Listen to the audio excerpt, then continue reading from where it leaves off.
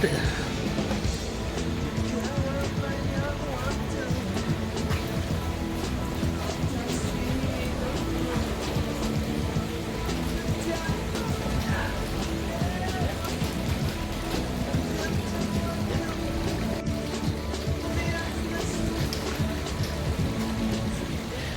terima kasih kepada Ibu atas waktunya yang telah diberikan kepada kami untuk melaksanakan wawancara ini.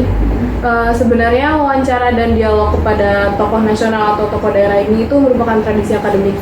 Oh gitu. Siap Bu, dari sekolah untuk kelas 10 agar kami bisa termotivasi atau mendapat wawasan dan ilmu agar kami tahu nanti ke depannya seperti apa. Sebelumnya izinkan kami bertiga memperkenalkan diri. Izin memperkenalkan diri, nama siswa Ali Alfita Sasabila Merope, asal Cilegon, nomor siswa 199019. Iya. Ibu izin memperkenalkan diri, nama siswa Muhammad Cikong Boda, asal Jakarta, nomor siswa 199210. Siap.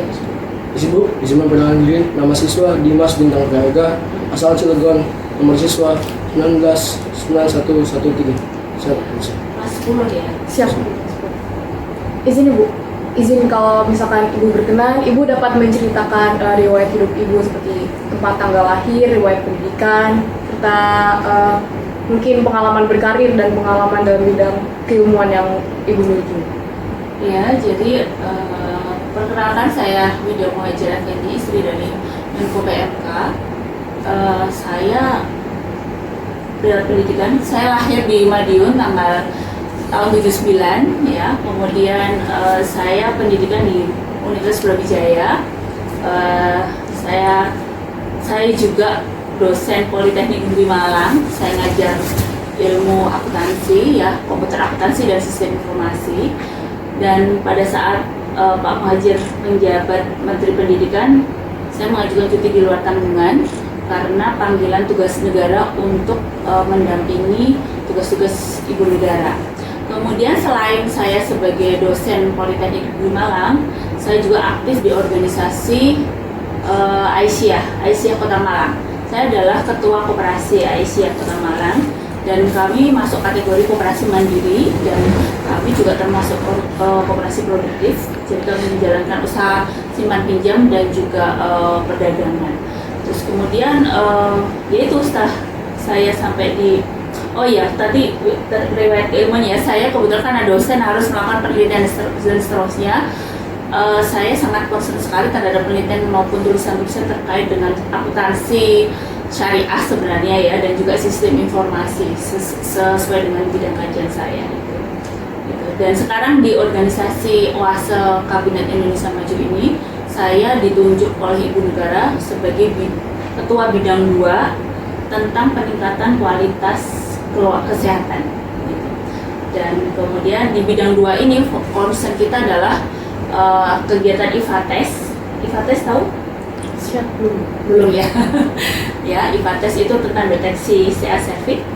Kemudian ada tentang sadari, karena itu adalah jumlah penderita CA cervix di Indonesia itu kanker tertinggi di Indonesia yang diderita oleh perempuan itu adalah CA cervix. Dan kemudian kegiatan kita juga kampanye tentang Indonesia Sehat, yaitu kita biasanya melakukan kunjungan ke sekolah-sekolah PAUD, mengajari anak-anak tentang yang pentingnya gaya hidup sehat, tentang kebiasaan cuci tangan, kemudian makan sehat termasuk kampanye makan ikan, ya kan? Kemudian juga menanam pohon produktif ya, dan juga suka makan sehat termasuk makan ikan, makan sayur dan seterusnya. Itu. Terima kasih. Ya. Untuk pertanyaan kedua Bu, izin bertanya, untuk perjalanan karir Ibu yang seperti saya dengar, Ibu sepertinya adalah orang yang sukses, disiplin, serta teratur Bu. Akan tetapi di balik karir Ibu pasti ada pengalaman-pengalaman yang dimana pengalaman itu bisa kami pelajari Bu. Seperti apa pengalaman itu? Terima kasih. Iya, kebetulan saya sudah 15 tahun lebih menjadi dosen dan sepertinya pertanyaannya ngafalkan ya. Ya, jadi nggak apa-apa karena sekolah kedinasan ya, jadi kayaknya sudah pakemnya harus seperti ini ya. Oke, nggak apa-apa. Kalau Anda mengatakan saya perempuan, saya orang yang sukses, sebenarnya saya juga tidak merasa seperti itu gitu. Karena sukses itu adalah suatu perjalanan, never ending stories gitu kan. Ketika ketika seseorang itu sudah merasa sukses, dia sudah berhenti. Gitu. Jadi kamu juga seperti itu, jangan sampai pernah merasa sukses. Gitu. Kenapa tadi saya mengajukan diri untuk mau diwawancarai kalian? Pertama dalam rangka Hari Ibu, ya kan? Ya, jadi mungkin Bapak Ibu guru sudah tahu ya. Saya juga aktif di media sosial, banyak teman-teman dari kalian itu sudah mewawancarai beberapa tokoh-tokoh seperti itu. Saya harap Ananda ini dapat momen istimewa karena mewawancarai seorang ibu gitu kan. Dan ini adalah momen Hari Ibu juga, dan salah satu siswanya adalah calon ibu juga, siapa tahu jadi ibu pejabat loh ya. Dan yang melatar belakangi tadi ya, sehingga saya sukses, tekun dan seterusnya itu. Saya yakin itu juga yang Anda pelajari saat ini di sekolah Anda di Taruna Nusantara itu ya. Jadi untuk menjadi sukses itu ketekunan, kejujuran, karakter itu memang harus ditempa. Apalagi kalian masih muda, energinya masih banyak, ya kan. Seperti saya pengalaman di organisasi aksi solidaritas era kabinet kerja kemarin, saya di pendidikan karakter. Untuk mendidik karakter suatu masyarakat itu tidak mudah. Adik-adik pasti paham kan? Ya. Bagaimana cara paling efektif untuk merubah karakter seseorang atau karakter suatu masyarakat atau suatu negara? Ternyata itu dimulai dari anak usia dini. Contoh nyata kita, sukses story kita adalah kita punya desa binaan Kohot di pinggir, di belakangnya Terminal 3 yang sangat megah, mewah itu ada kampung namanya Kohot. Itu masyarakatnya jauh sekali dari yang kita harapkan. Mereka masih MCK di sungai. Sampah berserakan di mana-mana. Kondisi desanya luar biasa memprihatinkan. Dan selama 5 tahun ini kita bina, adik-adik nanti bisa melihat di sana, ternyata masalah paling utama yang kita hadapi di sana itu merubah mental ataupun karakter masyarakat, utamanya tentang kebersihan. Dan ternyata itu bisa dirubah ketika kita membina anak-anak. Jadi selain kita melakukan berbagai macam perbaikan fasilitas, kita mendidik anak-anak PAUD di sana, termasuk orang tuanya itu untuk menjaga kebersihan ya. Dan juga pola asuh yang baik, misalnya mengajak anak-anak itu untuk menjaga kebersihan dengan cara yang menyenangkan, dengan cinta kasih, nggak boleh membentak anak, dan melakukan gerakan kebersihan yang nyata dengan cara mereka tiap hari Jumat itu memungut sampah yang ada di sekitar sekolah dan rumahnya. Lama-kelamaan orang-orang dewasa yang selama ini menganggap remeh hal itu malu, dan dia pun akhirnya ikut bersih-bersih. Ternyata dari hal kecil itu perubahan itu bisa terjadi gitu, walaupun sulit gitu. Jadi menurut saya tekun, karakter, yang suka bekerja keras, ikhlas, itu tuh sesuatu yang proses terus menerus, dan itu memang harus dibentuk. Kalau mau jadi orang sukses, ya karaktermu harus diperbaiki. Lagi? Izin tanya, dari tadi Ibu menyebutkan tentang OASE dan seperti kelompok-kelompok bidang 2 dan semacamnya. Kalau boleh bertanya, apa OASE itu sendiri dan tujuannya apa, Bu? Jadi OASE itu adalah organisasi istri para menteri atau pendamping para menteri di kabinet Bapak Jokowi. Nah, dan kita tugas kita antara lain adalah kita bergerak dalam bidang pendidikan, bidang kesehatan, kampanye anti narkoba, anti kekerasan dan anti pornografi. Kemudian kita juga ada gerakan Indonesia Bersih, ya, termasuk kampanye diet plastik. Terus kemudian Indonesia Hijau, kita melakukan penanaman pohon di area-area kritis, kemudian menanam bakau di pinggir-pinggir pantai yang rawan terjadi abrasi. Itu. Jadi itu kegiatan kita 5 itu sesuai dengan permintaan dari Ibu Negara, ya. Yang Ibu Negara itu pasti dalam keputusannya sudah sangat memperhatikan sekali kebutuhan nyata ataupun masalah nyata yang dihadapi oleh masyarakat kita di Indonesia. Dan itu 5 bidang itulah yang istilahnya saat ini sangat urgent atau sangat perlu kita gaungkan, termasuk bidang saya, bidang 2 itu tadi kan tentang CA service, dan sekarang itu kita mendapat amanah lagi tentang stunting, kampanye anti stunting. Indonesia itu sudah merdeka 70 tahun lebih, tapi angka stuntingnya tidak bergeser dari angka ketika tahun 40 sampai 50-an. Apalagi? Izin bertanya. Saya sebagai perempuan, saya masih mendapati banyak perempuan-perempuan lain yang mereka kurang percaya diri untuk memimpin gitu, untuk menjadi pemimpin. Entah karena mungkin mereka lebih sensitif, lebih termakan kritikan orang atau bagaimana. Karena kita juga seringkali mengetahui bahwa perempuan sukses atau laki sukses itu tidak disukai, Bu.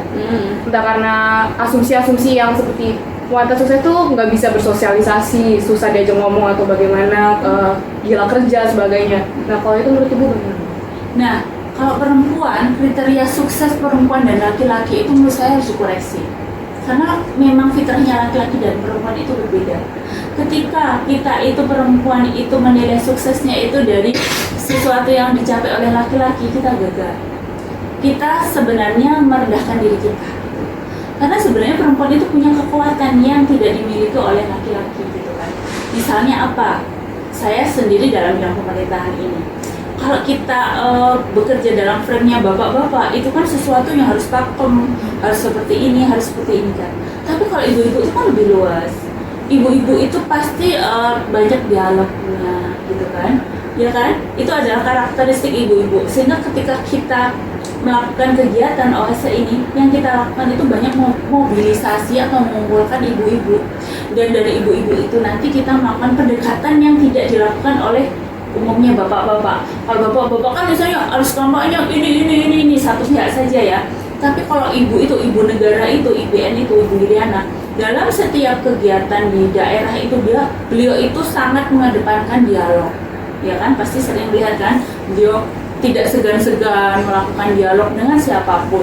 Dengan cara dialog itulah kita akan mengetahui masalah sesungguhnya dihadapi oleh orang. Dan kemudian kalau ukuran kesuksesan perempuan itu adalah membantu orang lain, ya kan? Kita akan tahu, ketika kita tahu masalah yang dihadapi oleh seseorang, kita bisa membantu itu gitu loh.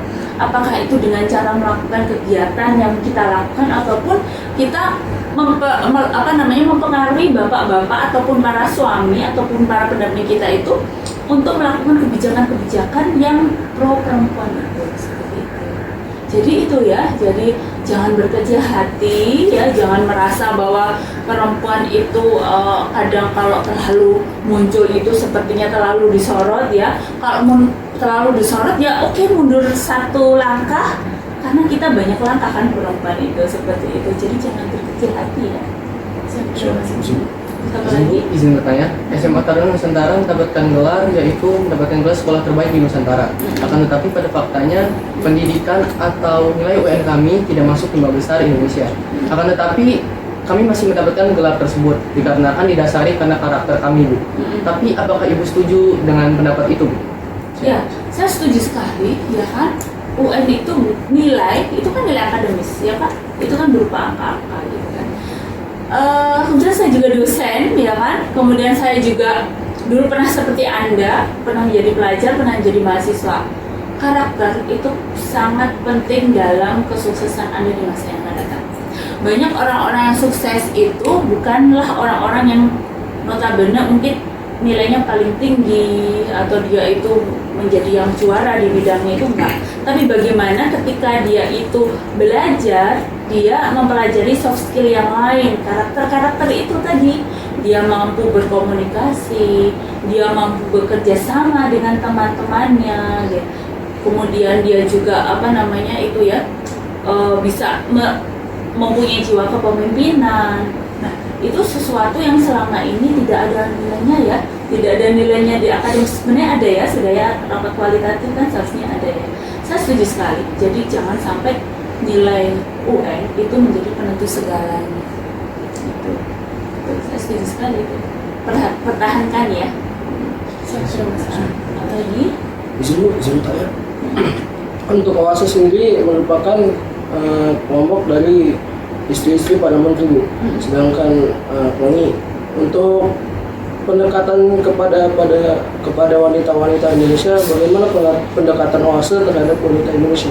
Iya, jadi karena kita itu ya istri menteri, kemudian ya kita melakukan banyak sekali kegiatan untuk mengatasi masalah yang dihadapi oleh para perempuan. Contohnya bidang 1 pendidikan karakter. Kita melakukan pelatihan akbar guru PAUD ya, dan juga parenting gitu. Banyak sekali orang tua di Indonesia itu yang mempunyai pola pengasuhan buruk terhadap anak gitu ya. Ketika kita itu melakukan pelatihan itu, dan itu gratis loh, itu gratis, dan selama 3 hari itu nggak ada yang pulang, nggak ada yang titip absen. Jadi dari mulai awal sampai terakhir, dan terakhir itu biasanya pada nangis-nangis, jumlahnya ribuan. Sekali pelatihan itu bisa 1000 lebih gitu. Pada nangis-nangis, banyak kan sih para guru PAUD yang tidak mempunyai latar belakang pendidikan gitu kan. Itu juga ibu-ibu kan. Terus kemudian kalau saya di bidang peningkatan kualitas kesehatan, kita biasanya bekerja sama dengan organisasi perempuan, PKK, Dharma Wanita, Dharma Pertiwi gitu kan. Tapi umumnya ujung tombak kita adalah PKK, ya kan? PKK kan di daerah-daerah kan kerjaannya nyata banget gitu kan. Ibu-ibu PKK itulah sebenarnya pejuang sejati, dan itu ketika dirangkul oleh ibu negara itu kan ada rasa, oh saya dihargai, dan itu penting sekali. Kehadiran ibu negara itu penting sekali untuk istilahnya memberikan semangat bahwa apa yang dilakukan oleh ibu-ibu itu penting dan masih dibutuhkan oleh masyarakat. Bidang 3, kampanye anti narkoba, kekerasan, dan itu sebenarnya sosial budaya sih. Biasanya kita kumpulkan pelajar itu untuk anti narkoba itu. Terus kemudian kalau sosial budaya kita kumpulkan itu UKM itu untuk hasil karya produk-produknya itu daerah. Kemudian Indonesia Bersih, Indonesia Hijau itu kebanyakan ya kampanye. Nah kita juga ke buruh-buruh pabrik loh. Jadi beberapa kawasan industri yang mempunyai banyak sekali buruh perempuan itu kita datangi. Kita lakukan tadi itu, baik itu IFATES, kemudian parenting, kemudian kita sosialisasikan. Saat ini kita ngajak ya istilahnya, kita mengajak mereka, ayo loh Indonesia itu sekarang itu darurat sampah plastik, adik-adik sudah tahu ya. Kita kasih gambaran, kita kasih data. Indonesia itu sekarang lagi darurat hoax loh, adik-adik paham itu juga kan? Nah ibu-ibu tuh kadang kan pelakunya ya kan, pelaku hoax itu kan sebenarnya ibu-ibu. Nah ketika kita itu istilahnya kita ajak mereka bersama-sama kumpul gitu, kamu tahu nggak kalau kamu melakukan ini itu efeknya seperti ini, efeknya seperti ini. Itu sebenarnya banyak sekali yang belum tahu ibu-ibu itu. Sehingga ketika kita melakukan kegiatan ini, itulah yang dirasakan oleh para ibu-ibu itu, perempuan di Indonesia. Baik dari ibu pejabatnya sampai ke buruh pabrik, ibu rumah tangga, PKK, pokoknya semua perempuan di Indonesia. Lagi Izin Bu, izin Ibu karena dulu pernah menjadi dosen dan istri dari Bapak Muhadjir. Menurut Ibu, kelebihan dan kelemahan apa saja yang dimiliki oleh sistem pendidikan yang ada di Indonesia Ibu, dan kami sebagai siswa itu apa yang dapat kami lakukan untuk menutupi kelemahan tersebut? Waduh, pendidikan. Bapak bukan menteri pendidikan lagi ya. Bapak melakukan koordinasi terhadap salah satunya pendidikan. Masalah utama pendidikan di Indonesia apa ya? Kalau saya lihat karena saya di kampus, sebenarnya masalah karakter itu sih yang menjadi masalah itu. Kita sekian tahun itu mengorbankan pendidikan karakter itu. Kita pernah ada di suatu masa itu istilahnya menganaktirikan pendidikan karakter dan mengejar embel-embel unggul, menjadi bangsa unggul, kita harus melakukan ini. Padahal Indonesia itu luas sekali. Banyak sekali pelajar-pelajar Indonesia di kawasan Indonesia Timur, Indonesia Tengah itu yang kondisinya jauh sekali dari pelajar-pelajar misalnya di Jakarta gitu kan. Jadi masalah karakter, masalah ketimpangan, ketidakmerataan pendidikan itu yang nyata dihadapi. Termasuk banyak sekali di media sosial itu banyak menyetir Finlandia versus Indonesia gitu-gitu kan. Saya pernah menguping suami saya bilang, Finlandia itu penduduknya berapa? Dari Jakarta aja banyakkan Jakarta loh. Jadi sebenarnya Finlandia itu nggak perlu menteri pendidikan itu, karena penduduknya itu dibandingkan Indonesia itu beda. Kita menghadapi masalah demografi, masalah penyebaran penduduk yang luar biasa kompleksnya. Ketika ada istilahnya itu treatment sekolah di Jakarta dan itu kita terapkan misalnya di Maluku, di Papua, itu tidak akan bisa. Jadi masalah karakter, kemudian masalah pemerataan pendidikan itu yang dihadapi oleh bangsa kita. Jadi tolong adik-adik nanti semakin semuanya dari Jakarta sih ya. Iya, coba deh, kan pasti ada ya dari Indonesia Timur itu kan. Saya pernah ke di pulau terluar itu ya, masalah pendidikan itu nyata. Bagaimana ketika penduduk di suatu pulau itu hanya ada SD-nya, hanya ada SMP-nya, kemudian kondisi cuaca tidak menentu, mereka tidak bisa masuk sekolah, gitu kan.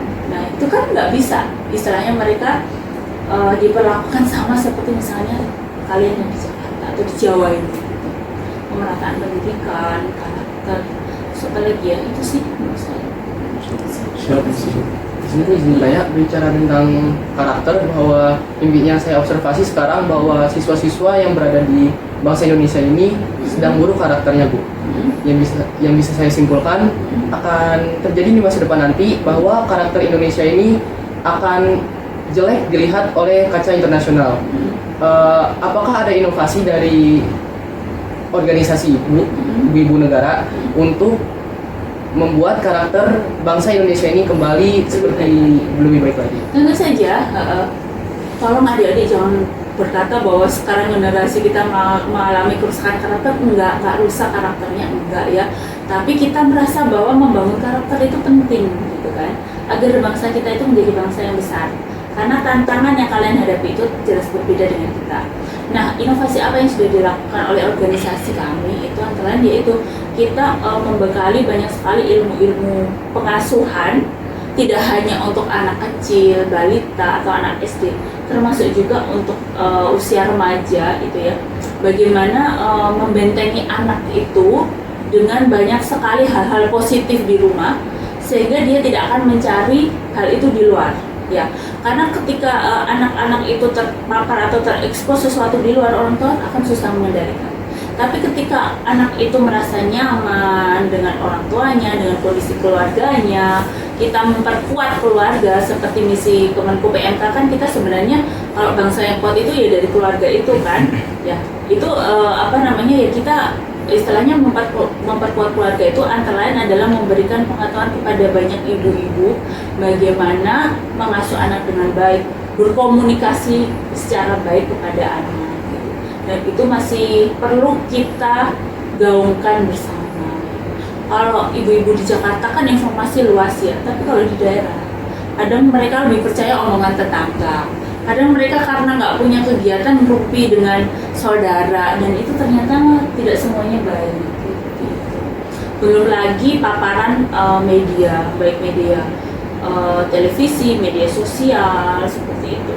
Jadi inovasi yang kita lakukan ya kita banyak itu sih mengajak semakin banyak orang tua ataupun calon orang tua itu bagaimana menciptakan keluarga yang kuat sehingga anak-anak kita itu tidak akan terpapar pengaruh negatif dari luar, baik itu pergaulan bebas, narkoba, kekerasan maupun hoax. Lagi? Izin bertanya, seperti yang diketahui, Ibu sendiri aktif di OASE. Di balik aktifan Ibu di OASE, apakah ada orang yang menginspirasi Ibu atau yang mendukung Ibu untuk aktif di OASE? Inspirasi kami di OASE ya Ibu negara sendiri ya. Ketika pertama kali sosok beliau itu kan dalam mendampingi Bapak Presiden kan banyak sekali melakukan kunjungan-kunjungan ke daerah seperti itu kan. Misalnya permintaan beliau lah itu, permintaan dari Ibu negara itulah yang membuat kami itu melakukan banyak sekali terobosan. Kita memikirkan banyak hal gimana sih agar keinginan beliau itu bisa kami wujudkan. Misalnya beliau kan pernah ke Papua, kemudian di sana itu kunjungannya anak-anak tariannya itu tarian terang yang gini-gini gitu kan. Ibu negara minta bisa nggak sih istilahnya kita itu kalau berubah nggak ya istilahnya bisa nggak sih tariannya jangan tarian terang gitu kan, sehingga anak-anak itu konsepnya itu bukan berantem tapi bagaimana bekerja sama gitu kan. Ternyata kan banyak di sana itu kan tarian-tarian yang sebenarnya itu bisa kita alihkan tidak lagi perang yang kekerasan itu, apalagi untuk anak-anak kan. Jadi itu sih sosok yang menginspirasi kami, termasuk di kabinet kerja kemarin kan sosok Ibu JK ya kan, beliau kan sudah tahunan di pemerintahan ya kan, beliau banyak sekali concern terhadap bidang sosial budaya gitu kan.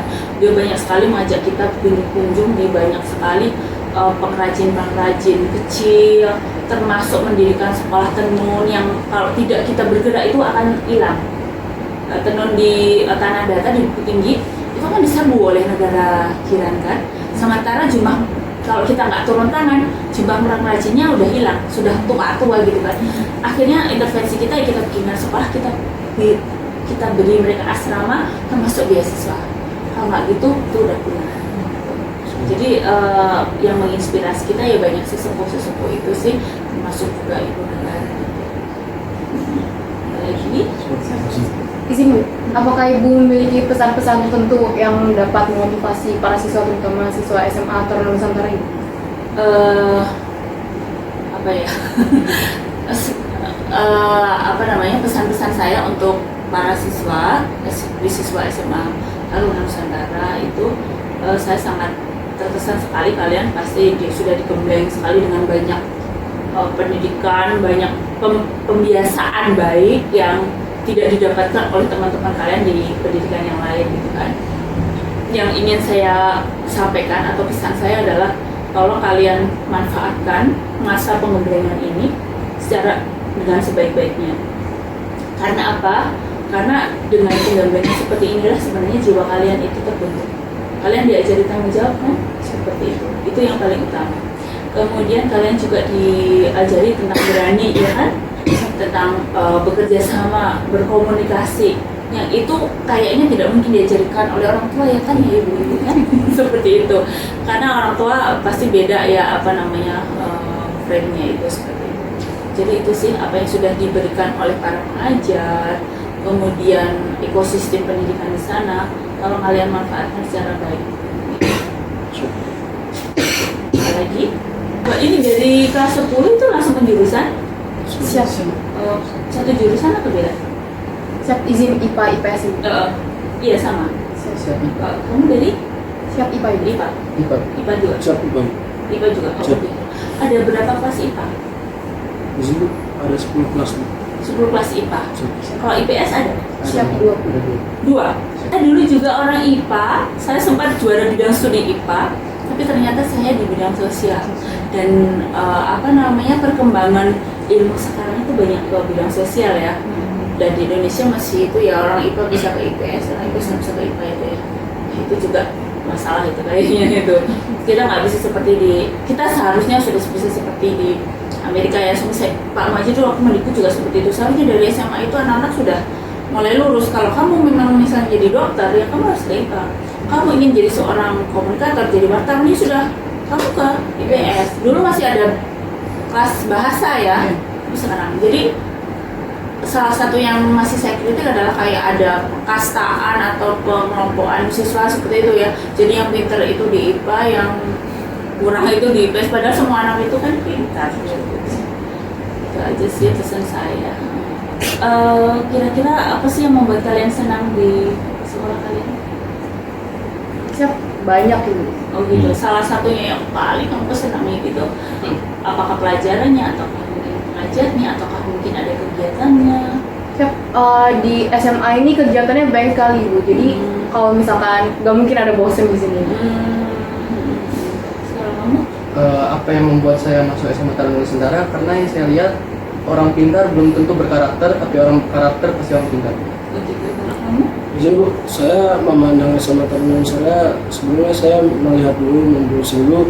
Yang saya lihat dari SMA Taruna Nusantara memiliki pendidikan yang bagus serta karakter yang juga bagus. Setelah saya masuk SMA Taruna Nusantara, saya izin Bu, saya menyukai fisika. Sehingga di sana ada dinamakan fisika yang dinamakan Elevate. Di sana kami diberi fasilitas seperti ruang lab yang bisa dipakai 24 jam. Jadi kami bisa bebas belajar fisika di sini. Izin Bu, mungkin sekian saya dari kami Bu. Terima kasih atas waktunya Ibu. Kami mohon maaf apabila ada salah kata atau menyinggung atau mengganggu. Sama-sama ya, saya juga mengucapkan terima kasih. Mohon maaf juga ya. Salam untuk Bapak Ibu guru ya kan. Kemudian senang sekali saya sebagai istri Menko PMK sekaligus anggota OAS KK atas nama Ibu Negara menyampaikan banyak terima kasih ya, sudah dijadikan mitra dalam sekolah Anda yang keren ini. Semoga memberikan inspirasi dan menggerakkan. Bu, ini ada plakat nih dari Oh kami. gitu.